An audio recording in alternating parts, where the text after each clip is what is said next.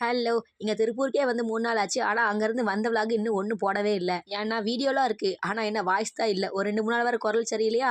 அதனால அது ஏதோ பாட்ட போட்டே மேனேஜ் பண்ணிட்டு இருந்தேன். சரி வாங்க நம்ம வீடியோக்குள்ள வருவோம். இங்க வேற 7:30க்கு ட்ரெயினா, அதனால காலங்காத்தாலே பனிமூட்டத்திலேயே எந்திரிச்சு கிளம்பி ரயில்வே ஸ்டேஷனுக்கு வந்தாச்சு. இந்த டைம் காட்பாடி வரைக்கும் போகாம இங்க வாலஜாலயே வந்து ஏறக்கு வந்தோம். ஏறுன கொஞ்ச நேரத்திலேயே இந்த சின்னவரு பால குடிச்சிட்டு வாய பொளந்து தூங்கிட்டாரு. அப்ப தூங்குனவன் இறங்குற வரைக்கும் எந்திரிக்கவே இல்லையே.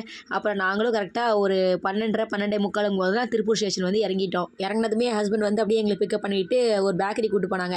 அங்க போயிட்டு டீ, ஜூஸ், ஸ்நாக்ஸ் அதெல்லாம் சாப்பிட்டுட்டு அப்படியே எங்க அக்கா வீட்டுக்கு போனோம். இதுதான் என்னுடைய 2வது அக்கா. அப்படியே அவளையும் பார்த்துட்டு கொஞ்ச நேரம் அப்படியே பாச மலையில பொழிஞ்சிட்டு அங்கிருந்து அப்படியே கிளம்பியாச்சு.